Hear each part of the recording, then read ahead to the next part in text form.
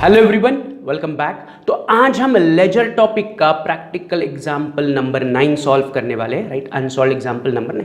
तो पहले पढ़ते हैं उन्होंने क्या दिया है, समझते और फिर सॉल्व करते हैं। तो सब लोग अपनी अपनी टेक्स्ट बुक निकालो, क्वेश्चन पर आ जाओ। वो क्या कह रहे हैं, the following ledger balances were extracted from the books of Pawan Pawar Pune as on 1 July 2019। तो वो कह रहे हैं कि मिस्टर पवन पवार है, राइट, उसका बिजनेस है, उनके बुक्स ऑफ अकाउंट से उन्होंने ये debit balances and credit balances मतलब लेजर बैलेंसेस आपको दिए हुए हैं। This ledger balances appeared on 1 July 2019, मतलब जुलाई महीने के शुरुआत में जो पवन पवार है उनके बुक्स ऑफ अकाउंट्स में या उनके बिजनेस में डेबिट बैलेंसेस में machinery, Rashmi account, purchases, sales return, cash, bank, stationery था। And on the credit side उनके पास purchase return, sales, Pawan's capital, interest and Rakesh account था। तो ये उनका नथिंग बट विट कैन से ये उनके ओपनिंग बैलेंसेस है of the respective ledger. Certain accounts या certain ledgers had debit balances and certain ledger had credit balances. तो certain ledgers like machinery, Rashmi and purchases are having debit balances. So जब हम machinery का ledger account draw करेंगे तो 1 जुलाई को हमें उसमें ओपनिंग बैलेंस लिखना पड़ेगा 4,40,000, जैसे हमने लास्ट क्वेश्चन में किया था कि अगर आपके पास ओपनिंग बैलेंसेस है, महीने के शुरुआत का लेजर बैलेंस है, तो जब हम लेजर पोस्टिंग स्टार्ट करेंगे इस महीने का, दैट इज जुलाई महीने का, तो 1 जुलाई को हम जिन जिन लेजर में ऑलरेडी बैलेंस है जो उन्होंने इस स्टार्टिंग के टेबल में दिया है, उन रिस्पेक्टिव लेजर में हम उनका ओपनिंग बैलेंस लिखेंगे। लाइक अगर मैं सेल्स लेजर में जाऊंगा तो सेल्स लेजर में there is a credit balance of 3,60,000, तो जब हम सेल्स लेजर ड्रॉ करेंगे उसके क्रेडिट में मैं लिखूंगा by balance brought down 3,60,000। Same way with all the ledger जिनमें डेबिट बैलेंस है उस लेजर के से, फॉर एग्जांपल परचेस अकाउंट में there is a debit balance, purchases has 1,30,000, तो मैं परचेस के लेजर में जाऊंगा, उसके डेबिट में 1 जुलाई को एंट्री करूंगा टू बैलेंस ब्रॉट डाउन। अभी नहीं, कब, जब हम लेजर पोस्टिंग स्टार्ट करेंगे। लेकिन उससे पहले हमें क्या करना है, तो नीचे टेबल के नीचे कहा है the following transactions took place during July 2019। तो जुलाई महीने में सर्टेन ट्रांजैक्शंस हुई, तो वही कह रहे हैं कि the following transactions took place during July 2019, post them into ledger and prepare trial balance. तो क्या कह रहे हैं वो ध्यान से सुनो। वो कह रहे हैं कि certain transactions took place in the जुलाई 2019, जुलाई 19 में देयर वर सर्टेन ट्रांजैक्शंस, उन्हें लेजर में पोस्ट करना है एंड ट्रायल बैलेंस बनाना है। मतलब हमें लेजर पोस्टिंग करना है एंड ट्रायल बैलेंस बनाना है, बट मैं एडिशनली एक चीज इसमें इंक्लूड कर रहा हूं कि जर्नल एंट्रीज पास करो, फिर लेजर पोस्टिंग करो, फिर ट्रायल बैलेंस बनाओ, राइट। जैसे हमने लास्ट क्वेश्चन में किया था, जर्नल से लेजर, लेजर से ट्रायल बैलेंस। बट एग्जाम में अगर इस प्रकार से पूछेंगे तो जर्नल एंट्री रफ में करो एंड फिर लेजर पोस्टिंग करो। Is this clear? बट आज हम इस सम को सॉल्व करते वक्त कैसे सॉल्व करने वाले, we are going to pass journal entries, फिर जर्नल एंट्री को बेस लेके we are going to do the ledger posting, फिर लेजर पोस्टिंग के बाद हम लेजर बैलेंसिंग करेंगे और फिर लेजर के बैलेंसेस से हम ट्रायल बैलेंस बनाएंगे, राइट। सो उन्होंने आपको कुछ ट्रांजैक्शन दिए 1 तारीख से लेके 31 तारीख तक, देयर आर सर्टेन ट्रांजैक्शंस। पहले हमें क्या करना है, इन 1 तारीख से लेके 31 तक की जो ट्रांजैक्शन है उनका जर्नल एंट्री देना है। उन्होंने नहीं पूछा है, बट मैं अपनी तरफ से आपको बता रहा हूं कि pass journal entries, then do the ledger posting and then prepare trial balance, जैसे हमने लास्ट क्वेश्चन में दैट इज इलस्ट्रेशन 14 में सॉल्व किया था। उसी प्रकार से मुझे इस क्वेश्चन का भी सॉल्यूशन चाहिए कि जर्नल एंट्रीज, फिर लेजर एंड फिर trial balance. Is it clear? चलो तो शुरुआत करते। शुरुआत क्या से करनी है, फिर से मैंने कहा कि हमें जर्नल एंट्रीज पास करनी है, फिर लेजर बनाना है। तो लेजर के बारे में अभी नहीं सोचते। अभी जो हमारे सामने ट्रांजैक्शन है, जुलाई 2019 मंथ की ट्रांजैक्शन है, 1 जुलाई से लेकर 31 जुलाई तक उन्होंने आपको ट्रांजैक्शंस दी है। इन ट्रांजैक्शंस को हमें जर्नल में कन्वर्ट करना है। तो मैं फ्रेश पेज पर आ रहा हूं, मैं लिख रहा हूं in the books of Pawan Pawar Pune journal 2019 July, date column में मैंने लिखा 2019 as year and July as the month. तो जैसे रेगुलरली हम जर्नल का फॉर्मेट बनाते हैं वैसे ही मैंने जर्नल का फॉर्मेट बनाया, राइट। अब मैं क्या करूंगा, एक एक करके ट्रांजैक्शंस पढ़ूंगा एंड उन्हें जर्नल एंट्री में कन्वर्ट करूंगा। सिंपल टास्क है। तो पढ़ते हैं कि पहली ट्रांजैक्शन हमारे पास क्या है। तो 1 तारीख को वो कह रहे हैं इंट्रोड्यूस्ड एडिशनल कैपिटल ₹40,000। आपने बिजनेस में 40,000 रुपया एडिशनल कैपिटल इंट्रोड्यूस किया। नथिंग बट जो पवन पवार है, प्रोप्राइटर ऑफ बिजनेस, उसने बिजनेस में कैपिटल लाया। कितना? 40,000। तो बिजनेस में क्या आ रहा है? बिजनेस में आ रहा है कैश, यस और नो। आप बिजनेस में कैपिटल लेके आ रहे हो, कैपिटल मतलब क्या लेके आ रहे हो, बिजनेस में पैसा इंट्रोड्यूस कर रहे हो, राइट। कि जो पवन पवार है उसने 40,000 रुपीज आके बिजनेस में रखे, राइट। एंड फिर अकाउंटेंट ने पूछा किस चीज़ के, पवन पवार ने कहा कि ये मेरा एडिशनल कैपिटल है, पैसे की कमी है तो मैं अपने पर्सनल पैसे बिजनेस में लेके आ रहा हूँ। तो 40,000 रुपीज बिजनेस में आई as cash. And what is the reason of the cash, it is Pawan's capital. जो पवन पवार ओनर है ये पवन का कैपिटल है, राइट। तो अगर हमें दो एलिमेंट सेग्रीगेट करने हैं, डेबिट क्रेडिट सेग्रीगेट करना है, तो it is very simple. Business में कैश आई for the purpose of capital, तो कैश आ रही है, cash will be debited and Pawan's capital that is the proprietor's capital will be credited. ये simple capital account will be credited. तो इसी 1 तारीख को अगर मैं जर्नल एंट्री में कन्वर्ट करता हूं तो मेरी 1 तारीख की जर्नल एंट्री बनेगी cash account debit to Pawan Pawar's capital या सिंपली टू पवन्स कैपिटल 40,000। अगर आप वो टेबल देखोगे जो उन्होंने क्वेश्चन की शुरुआत में दिया है तो क्रेडिट बैलेंसेस में उन्होंने पवन्स कैपिटल लिखा है, तो मैं भी अपने जर्नल एंट्री में पवन्स कैपिटल करके नाम लिख रहा हूँ, राइट।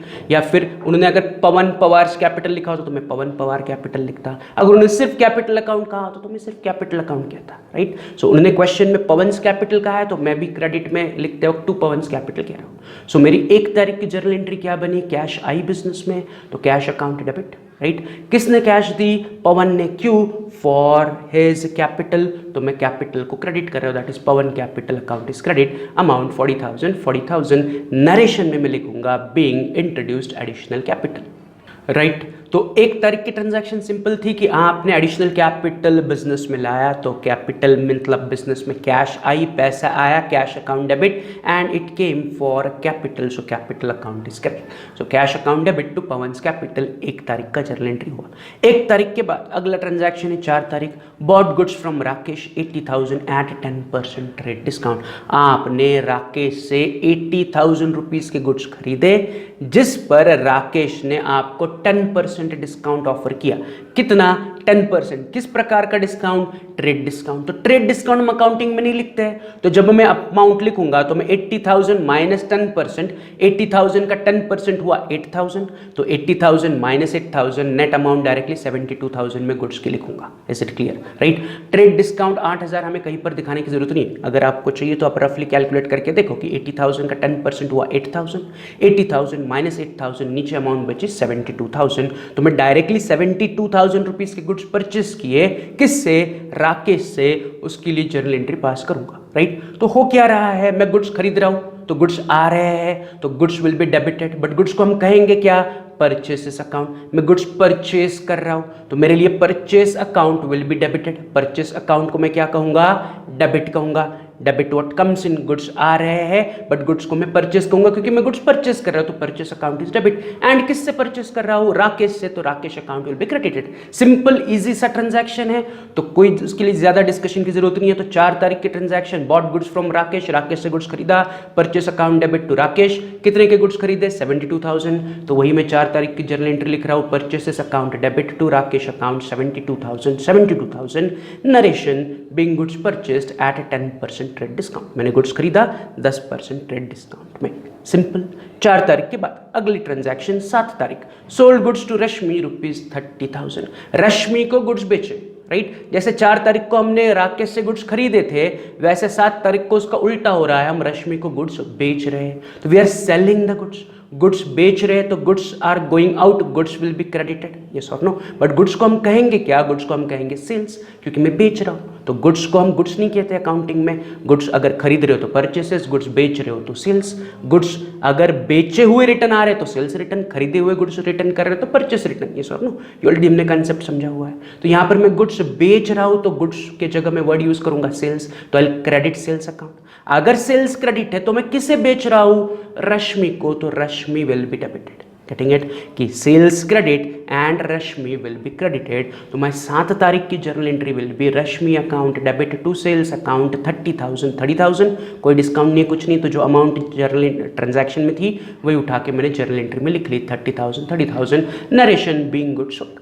तो 7 तारीख भी सिंपल है, गुड्स बेचा, यस और नो। किसे बेचा, रश्मि को बेचा, तो Rashmi account debit to sales, simple.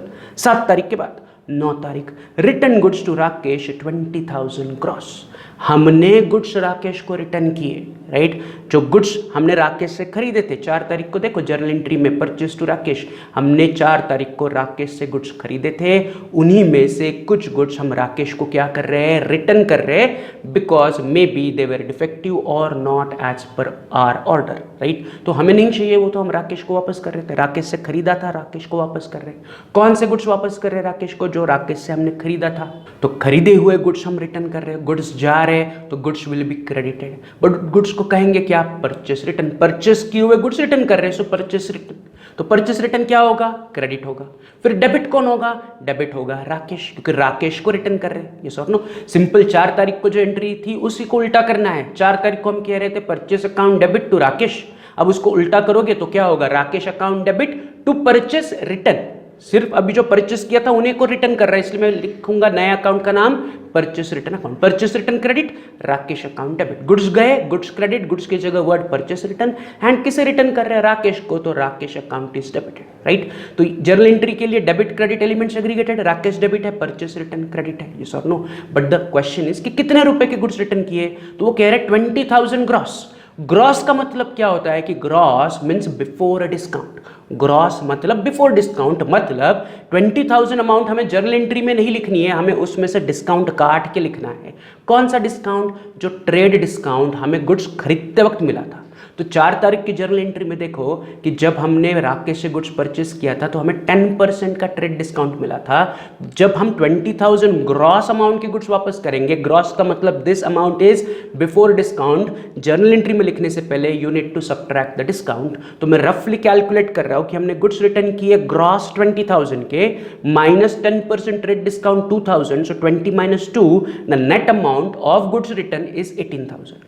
10% कहां से आया, तो 4 तारीख का नरेशन देखो, 4 तारीख के जर्नल एंट्री का नरेशन देखो कि हमने गुड्स परचेज किए थे राकेश से एट 10% ट्रेड डिस्काउंट, वही 10% ट्रेड डिस्काउंट मैं क्या कर रहा हूँ, गुड्स रिटर्न करते वक्त जो 20,000 ग्रॉस अमाउंट है क्वेश्चन में दी हुई उसे सबट्रैक्ट कर रहा हूँ। So nothing but what I can say कि हमने 18,000 रुपीज के गुड्स रिटर्न किए राकेश को, 20,000 gross, but that is before discount. हमने खरीदते वक्त डिस्काउंट मिला था तो उतना डिस्काउंट फिर से रिटर्न करते वक्त काटो, तो डिस्काउंट काटने के बाद नीचे अमाउंट बची 18,000 एज दी नेट अमाउंट, यानी कि 18,000 रुपीज के गुड्स हम राकेश को रिटर्न कर रहे हैं। तो 9 तारीख की my journal entry will be Rakesh account debit to purchase return account 18,000 narration being goods return after 10% TD. हमने गुड्स रिटर्न किए 10% ट्रेड डिस्काउंट काटने के बाद, राइट, कि 9 तारीख को हमने राकेश को गुड्स रिटर्न किए, इसलिए राकेश अकाउंट डेबिट, गुड्स जा रहे हैं, गुड्स क्रेडिट, बट गुड्स को हम कहेंगे क्या, purchase return account. Is this clear? तो 9 तारीख का भी जर्नल एंट्री हो गया। 9 तारीख के बाद नेक्स्ट ट्रांजैक्शन 11 तारीख, रश्मि रिटर्न गुड्स टू अस ₹400। रश्मि ने हमें गुड्स रिटर्न किए। अगर आप 7 तारीख को देखोगे तो हमने रश्मि को गुड्स बेचे थे। 7 तारीख की जर्नल एंट्री देखो कि रश्मि अकाउंट डेबिट टू सेल्स, हमने रश्मि को गुड्स बेचे थे। अब जो गुड्स हमने रश्मि को बेचे थे उनमें से 400 रुपए के गुड्स 11 तारीख को रिटर्न आए। कितने रुपए के गुड्स रिटर्न आए? 400 रुपीज के गुड्स रिटर्न आए। किसने रिटर्न किया? रश्मि ने रिटर्न किया। क्या रिटर्न किया? गुड्स रिटर्न किया। तो हमारे पास गुड्स आए। कौन से गुड्स आए? जो हमने रश्मि को बेचे थे वो वापस आए। तो सेल किए हुए गुड्स वापस आए, तो goods will be debited, but मैं उसे कहूंगा सेल्स रिटर्न अकाउंट। तो sales return account will be debited. बेचा हुआ सामान वापस आया, बेचे हुए गुड्स वापस आए, सेल किया हुआ रिटर्न आया, तो sales return account is debit. कौन रिटर्न कर रहा है? रश्मि। तो credit the giver, Rashmi account will be credited. ये सिंपल, जब हमने 7 तारीख को रश्मि को गुड्स बेचे थे तब एंट्री हुई थी रश्मि अकाउंट डेबिट टू सेल्स। उसको उल्टा करो, बेचने की एंट्री को रिवर्स करो, हो जाएगी सेल्स रिटर्न की एंट्री। रश्मि अकाउंट डेबिट था तो अभी सेल्स रिटर्न 11 तारीख में रश्मि अकाउंट क्रेडिट होगी। 7 तारीख को गुड्स बेचते वक्त सेल्स अकाउंट क्रेडिट था तो अब सेल्स अकाउंट डेबिट होगा। उल्टा रिवर्स करो, ये सॉरी नो, बट सेल्स को मैं सेल्स नहीं कह सकता, सेल्स रिटर्न हो रहा है यहाँ पर, ये सॉरी नो, बेचा हुआ माल रिटर्न आ रहा है तो मैं उसे सेल्स रिटर्न कहूंगा। तो मैं 11 तारीख की journal entry will be sales return account debit to Rashmi account 400 narration में being goods return by Rashmi. Rashmi ने गुड्स रिटर्न किए कितने रुपए के? 400 रुपीज के। यहाँ पर ग्रॉस नेट ऐसा कुछ नहीं है तो मैं डायरेक्टली अमाउंट 400 रुपीज लिख रहा हूँ। Simple easy. 11 तारीख के बाद 14th को वो कह रहे हैं पेड टू राकेश ₹40,000। मैंने राकेश को 40,000 पे किए, बट पूरे पे नहीं की 40,000, उसमें से मुझे 2% का कैश डिस्काउंट मिला। मतलब मैं सिंपल राकेश को पे कर रहा हूं, राइट? क्या पे करूंगा? कैश, यस और नो, मैं जेब से पैसे निकालूंगा, राकेश को दूंगा, सो आई एम पेइंग कैश, तो कैश जा रही है, cash will be credited. And मैं कैश किसे पे कर रहा हूँ, मैं कैश पे कर रहा हूँ टू राकेश, तो Rakesh will be debited, yes और नो, दो एलिमेंट क्लियर है, कैश पे कर रहा हूँ, cash credit, and Rakesh will be debited. But यहाँ पर 2% कैश डिस्काउंट भी है, तो we have to consider cash discount also in our journal entry because we record cash discount. हम ट्रेड डिस्काउंट रिकॉर्ड नहीं करते बट कैश डिस्काउंट रिकॉर्ड करते हैं। तो फर्स्ट मुझे कैलकुलेट करना पड़ेगा कि कैश डिस्काउंट कितना है एंड हमने नेट अमाउंट कितनी पे की, राइट। तो मैं रफली कैलकुलेशन कर रहा हूं कि हमने कैश पे करने का प्रॉमिस किया 40,000, माइनस उसमें से मैंने 2% कम पे किया, या राकेश ने कहा चलो 2% कम पे करो, तो minus 2% cash discount, that is 800। सो 40,000 का 2% 800 का मुझे कैश डिस्काउंट मिला। सो फाइनली मैंने अपने जेब से 39,200 रुपीज निकाले एंड राकेश के हाथ में रखे। तो मेरे पास से 39,200 की कैश गई विच इज क्रेडिट, किसे मिली, राकेश, तो Rakesh will be debit. What about discount, 800 is discount, कौन से प्रकार का डिस्काउंट है, कैश डिस्काउंट है। तो मैंने आपको लॉजिक बताया था कि अगर कैश डिस्काउंट है तो हमें उसे रिकॉर्ड करना है, बट डेबिट है या क्रेडिट है कैश डिस्काउंट, तो उसके लिए cash and discount goes hand in hand. Cash credit है तो कैश डिस्काउंट भी क्रेडिट होगा, यस और नो, तो cash credit, cash discount credit. But again cash discount को जब हम जर्नल एंट्री में लिखेंगे तो मैं इसे कैश डिस्काउंट नहीं कह सकता हूँ, I have to write at the discount received या डिस्काउंट अलाउड। तो यहाँ पर क्या है, हम पैसा पे करते वक्त हमें डिस्काउंट मिल रहा है, यस और नो, पेड टू राकेश, हम राकेश को पे कर रहे हैं एंड राकेश से हमें 2% का डिस्काउंट मिल रहा है, तो इस कैश डिस्काउंट को मैं डिस्काउंट रिसीव्ड अकाउंट कहूंगा। क्या कहूंगा, डिस्काउंट रिसीव्ड अकाउंट। तो टू समराइज, मैंने कैश निकाली, पे की, कैश क्रेडिट 39,200, उसके साथ साथ 800 डिस्काउंट मुझे मिल रहा है, तो discount received account is also credit, cash and discount goes hand in hand. तो फिर डेबिट किसे, मैं पे किसे कर रहा हूं, राकेश को, तो Rakesh account will be debited. तो अगर मैं जर्नल एंट्री पास करता हूं तो 14 तारीख की my journal entry will be Rakesh account debit 40,000, to cash account 39,200, to discount received account 800। मैंने 39,200 जेब से निकाले, राकेश के हाथ में रखे, 800 रुपए कम पे किया विच इज माई प्रॉफिट, मैं प्रॉफिट को क्रेडिट कर रहा हूँ, डिस्काउंट रिसीव को क्रेडिट कर रहा हूँ, ऐसा दोनों मिला के राकेश का अकाउंट 40,000 में सेटल हो रहा है। इसका नरेशन में लिखूंगा being cash paid at 2% cash discount, मैंने कैश पे किया after 2% cash discount. Simple, clear है। आगे बढ़ते 14th के बाद 22 तारीख, वो भी सिंपल है, made purchases ₹17,000 and amount paid by cheque. मैंने गुड्स खरीदा एंड उसका पैसा चेक से पे किया, सिंपल, नथिंग एल्स, राइट, कि गुड्स खरीदे एंड पैसा चेक से पे किया। तो गुड्स आ रहे हैं तो परचेसेस विल बी डेबिटेड, ये सब ना, गुड्स खरीद रहे हो यानी कि purchase account will be debited, and उसके बदले में मैं चेक दे रहा हूं, बट चेक का पैसा कहां से कटेगा, मेरे बैंक अकाउंट से, तो bank account will be credited. Goods आए, purchase account debit and bank account credit because I am paying through cheque. तो मेरा 22 तारीख का जर्नल एंट्री सिंपल बनेगा, purchases account debit to bank account 17,000 narration being goods purchased and paid by cheque, कि मैंने goods खरीदा, 17,000 के goods आए, उसके बदले में मैंने 17,000 का चेक दे दिया। So purchases account debit to bank account 17,000 being goods purchased and paid by cheque. Simple. 22 तारीख भी इजी था। 22 तारीख के बाद 24 तारीख cash sales 8,000। Cash sales, cash sales का मतलब क्या है, कैश लेके गुड्स बेचा, तो वेरी क्लियर है, कैश आई डेबिट, गुड्स गए, सेल्स इज क्रेडिट, यस और no, cash debit sales credit. Cash sales का मतलब है कैश लिया, सामान बेचा, कैश आई डेबिट एंड सामान बेचा, सेल्स इज क्रेडिट। सो 24 तारीख का भी जर्नल एंट्री सिंपल होगा, तो मैं फ्रेश पेज पर आ रहा हूँ, फ्रेश पेज पर जर्नल एंट्री लिख रहा हूँ। 24 तारीख cash account debit to sales account 8,000 narration being goods sold for cash, मैंने कैश लेके गुड्स बेचा, तो कैश सेल्स का मतलब है कैश आया, गुड्स गया, तो कैश डेबिट सेल्स क्रेडिट। 24 तारीख का ट्रांजैक्शन काफ़ी सिंपल था। 24 तारीख के बाद 27 तारीख को कह रहे बॉट स्टेशनरी। बॉट स्टेशनरी मतलब आपने स्टेशनरी खरीदी, बॉट मतलब खरीदा। अब किससे खरीदा, नाम दिया है क्या, नहीं। कैसे खरीदा, यह भी नहीं बताया, तो हमें कोई स्टेशनरी फ्री में देगा क्या? Answer is no. हम स्टेशनरी खरीद रहे हैं, इसका मतलब हम पैसा दे के स्टेशनरी खरीद रहे हैं। तो स्टेशनरी आ रहा है तो स्टेशनरी इज डेबिट, एंड उसके बदले में मैं कैश पे कर रहा हूं तो cash is credit. As simple as that. Cash दिया, स्टेशनरी लिया, स्टेशनरी आ रहा है, स्टेशनरी डेबिट, कैश जा रहा है, कैश क्रेडिट। सो मैं 27 तारीख की journal entry will be stationery account debit 3000 to cash account 3000, narration being stationery purchased या बीइंग बॉट स्टेशनरी या being stationery purchased and paid by cash, right. Short आप कोई भी नरेशन लिख सकते हो। तो 27 तारीख बॉट स्टेशनरी, स्टेशनरी आया, स्टेशनरी अकाउंट डेबिट, पैसा गया, cash account credit. So stationery account debit to cash is my journal entry amount 3000। Simple. 27 तारीख के बाद 28 तारीख क्या कह रहा है? 28 तारीख received from Rashmi 39,000, received from Rashmi 39,000 by RTGS and discount allowed 1,000। तो वेरी क्लियरली वो कह रहे कि रश्मि से 39,000 मिले, मतलब आपके हाथ में या आपके बैंक अकाउंट में 39,000 है। कैसे बैंक अकाउंट में? आरटीजीएस से पैसे मिले। आरटीजीएस मतलब real time gross transfer, it is bank to bank transfer. Rashmi के बैंक अकाउंट से पैसे निकले और हमारे बैंक दैट इज पवन के बैंक अकाउंट में पैसे जमा हुए। तो हमारे बैंक में पैसे आए कितने? 39,000। बट ये 39,000 आए आफ्टर 1,000 रुपीज हमने उसको डिस्काउंट अलाउ किया। तो सिंपली मेरे बैंक खाते में 39,000 रुपीज जमा हुए, प्लस मैंने 1,000 रुपये उसे डिस्काउंट अलाउ किया, मैंने डिस्काउंट अलाउ किया, राइट। अब पैसा मिलते वक्त हमें 1,000 रुपया कम मिल रहा है, इसका मतलब हम सामने वाले पार्टी दैट इज रश्मि को डिस्काउंट अलाउ कर रहे हैं। तो अगर इसके डेबिट क्रेडिट एलिमेंट सेग्रीगेट करोगे तो हमारे पास पैसा आ रहा है, कहां पर आ रहा है? बैंक में आ रहा है, तो bank account will be debited, debit the receiver. Bank में पैसा आया, बैंक अकाउंट डेबिट। कितना पैसा आया? 39,000। बट ये 39,000 डिस्काउंट काटने के बाद आया। कितना डिस्काउंट हमने ऑफर किया रश्मि को? तो लास्ट देखो उन्होंने कहा है डिस्काउंट अलाउड 1,000, हमने डिस्काउंट अलाउ किया। तो डिस्काउंट अलाउड को डेबिट करना है या क्रेडिट करना है? तो discount allowed will be debited. Why debited? Cash and discount goes hand in hand. यहां पर कैश की जगह बैंक है, तो बैंक इज ऑल्सो पैसा, मनी, तो बैंक के साथ डिस्काउंट भी डेबिट होगा। बैंक में पैसे आए, बैंक डेबिट, राइट। उसके साथ साथ 1,000 मेरा नुकसान है वो भी डेबिट होगा, दैट इज डिस्काउंट अलाउड भी डेबिट होगा। तो bank debit, discount allowed debit, ये दो क्लियर है।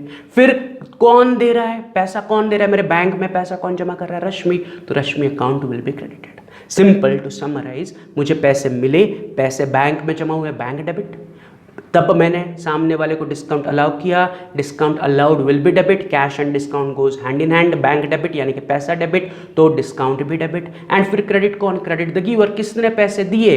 रश्मि ने पैसे दिए, तो Rashmi will be credited. So मेरा सिंपल जर्नल एंट्री 28 तारीख का बनेगा, bank account debit 39,000, discount allowed account debit 1,000 to Rashmi, total amount settle हुई रश्मि की 40,000। मतलब रश्मि ने 40,000 के बदले में 39,000 हमारे बैंक में जमा किए, 1,000 डिस्काउंट काटने के बाद, मतलब 40 में से 1,000 डिस्काउंट काटा और हमारे बैंक में 39,000 रुपीज जमा हुए, राइट। इसका नरेशन में लिखूंगा being received by RTGS and allowed cash discount, right. मुझे आरटीजीएस से पैसे मिले एंड मैंने कैश डिस्काउंट अलाउ किया, एज सिंपल एज दैट। पैसे आए बट डिस्काउंट काटने के बाद, राइट। तो 28 तारीख हो गया। 28 के बाद 29 इजी है।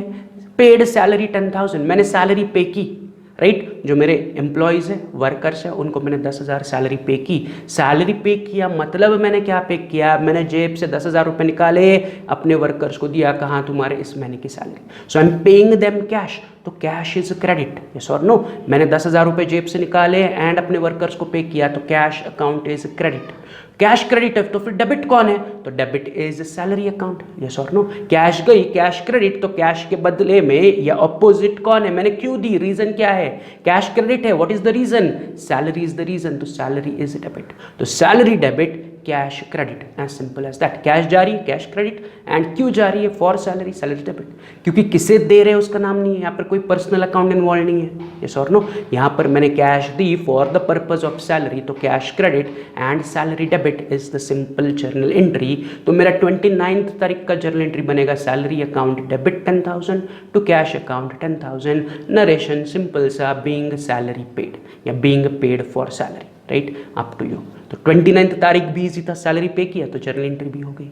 29 के बाद फिर से 29 को वो कह रहे हैं सोल्ड गुड्स टू रश्मि ₹20,000। तो 29 को और एक ट्रांजैक्शन हो रही है कि 20,000 के गुड्स हमने रश्मि को बेचे। सिंपल से ट्रांजैक्शन, मैंने गुड्स बेचे तो sales is credit. Always goods बेचोगे सेल्स क्रेडिट। किससे बेचे? रश्मि, तो रश्मि इज डेबिट।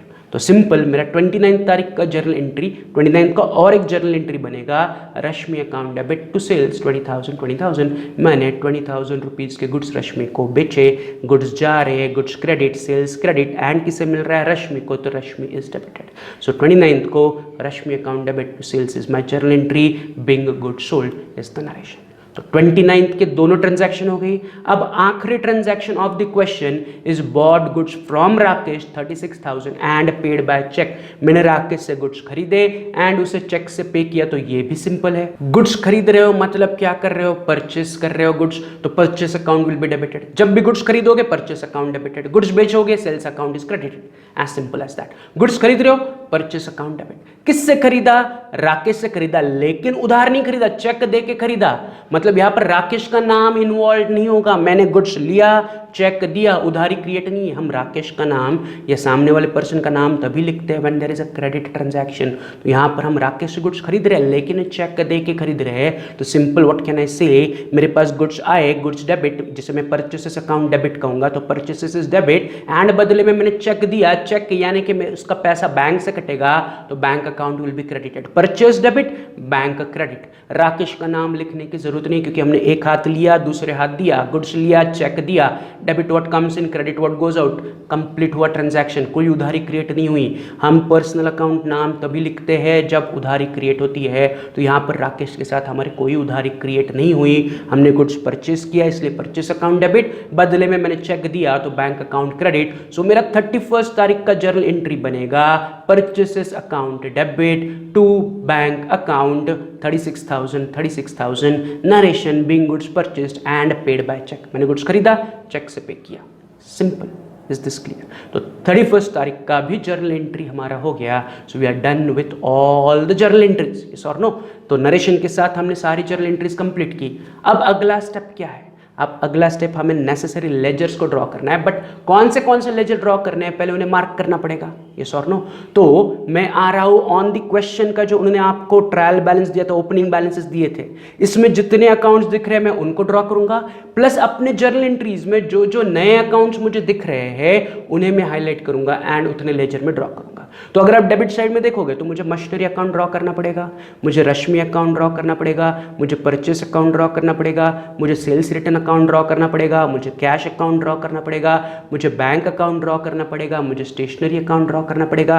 कि डेबिट बैलेंसेस में इतने सारे 7 लेजर्स है तो ये 7 लेजर मुझे ड्रॉ करने हैं। साथ ही साथ क्रेडिट बैलेंसेस में मुझे परचेस रिटर्न का लेजर ड्रॉ करना पड़ेगा, सेल्स का लेजर ड्रॉ करना पड़ेगा, पवन्स कैपिटल का लेजर ड्रॉ करना पड़ेगा, इंटरेस्ट का लेजर ड्रॉ करना पड़ेगा, राकेश का लेजर ड्रॉ करना पड़ेगा। तो ये 12 लेजर तो हमें बस ट्रायल बैलेंस या जो ओपनिंग बैलेंसेस है वहां से मिले। तो ये 12 लेजर तो हमें कंपलसरी ड्रॉ करने हैं, जैसे हमने कल वाले क्वेश्चन में भी सॉल्व किया था कि जो ओपनिंग बैलेंसेस थे, डेबिट बैलेंसेस, क्रेडिट बैलेंसेस, उस हक का हमने क्या किया? लेजर ड्रॉ किया। वैसे ही हमारे पास जो डेबिट बैलेंसेस थे उन सबका एक लेजर बनेगा, क्रेडिट बैलेंसेस जिन जिन का है उनका हर एक का एक लेजर बनेगा। प्लस अभी हमें जर्नल एंट्री में देखना पड़ेगा कि क्या कोई नया लेजर दिख रहा है हमें जो इन बैलेंसेस में, डेबिट क्रेडिट बैलेंसेस के अलावा कोई नया है क्या? तो चेक करो, मैं आ रहा हूं फिर से फर्स्ट पेज पे कैश एंड पवन कैपिटल दोनों ऑलरेडी हमारे पास बैलेंसेस में है, purchase account, Rakesh account already हमारे पास बैलेंसेस में है, रश्मि एंड सेल्स ऑलरेडी बैलेंसेस में है, 9 तारीख का Rakesh and purchase return already हमारे पास बैलेंसेस में है तो उनका ड्रॉ करने की जरूरत नहीं है। फिर 11 तारीख sales return and Rashmi account, 11 तारीख को सेल्स रिटर्न डेबिट है, रश्मि अकाउंट क्रेडिट है, तो उनमें से नया कौन है? कोई नहीं है, already highlighted in the balances. फिर 14th को cash account, Rakesh account and discount received account, इसमें से डिस्काउंट रिसीव्ड अकाउंट पहली बार आया, वो ना डेबिट बैलेंसेस में था ना क्रेडिट बैलेंसेस में था, तो आपको डिस्काउंट रिसीव्ड का भी एक लेजर बनाना पड़ेगा, राइट? तो मुझे डिस्काउंट रिसीव्ड का लेजर बनाना पड़ेगा। प्लस आगे 22 तारीख परचेस अकाउंट, बैंक अकाउंट, कुछ नया नहीं है इसमें, राइट? फिर हम चलते हैं ऑन द सेकंड पेज। तो सेकंड पेज पर क्या कोई नया लेजर है? तो पहला is cash and sales, nothing new, stationery cash, nothing new, फिर 28 तारीख को देखो discount allowed is new for us, bank discount and Rashmi 28 तारीख की जर्नल एंट्री में, तो discount allowed is new for us, तो डिस्काउंट अलाउड को मैं हाईलाइट कर रहा हूँ, तो डिस्काउंट अलाउड का हमें लेजर बनाना पड़ेगा। फिर 29 को सैलरी टू कैश, जिसमें सैलरी इज न्यू फॉर अस, जो डेबिट बैलेंसेस है उसमें कहीं पर सैलरी नहीं था, ना ही क्रेडिट बैलेंसेस में कोई सैलरी है, तो salary is new for us, तो मुझे सैलरी का लेजर ड्रॉ करना पड़ेगा, बस और कोई लेजर नहीं है, राइट। रश्मि सेल्स ऑलरेडी हमने मार्क किया हुआ है, परचेस बैंक ऑलरेडी हमने मार्क किया है, तो अगर मैं समरी निकालता हूँ तो मुझे इतने सारे लेजर ड्रॉ करने हैं, starting with cash account, machinery account, Rashmi account, purchases account, sales return account, bank account, stationery account, sales account, purchase return account, interest account, Pawan's capital account, salary account, discount received account and discount allowed account. तो इतने सारे ledgers आपको draw करने, हमने जो highlight की है ये उन्हीं की समरी है, तो आपको इतने सारे लेजर ड्रॉ करने हैं एज होमवर्क, राइट। तो काउंट करो जितने लेजर है, एक पेज पर 3 से लेके 4 लेजर ड्रॉ करो, जिसमें से कैश थोड़ा सा बड़ा बनाओ नॉर्मल लेजर से, एंड बाकी के 5 से 6 लाइंस ब्लैंक होनी चाहिए लेजर के अंदर टू मेक अ एंट्री,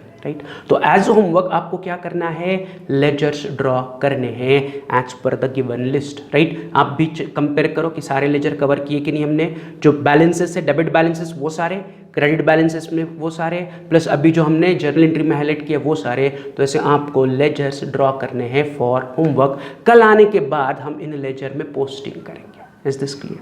चलो, तो फिर आज के लेक्चर में हम यही रुकते हैं, होमवर्क के लिए लेजर ड्रॉ करके रखो, कल आने के बाद हम लेजर पोस्टिंग करते हैं। चलो, तो have a good day, see you, bye.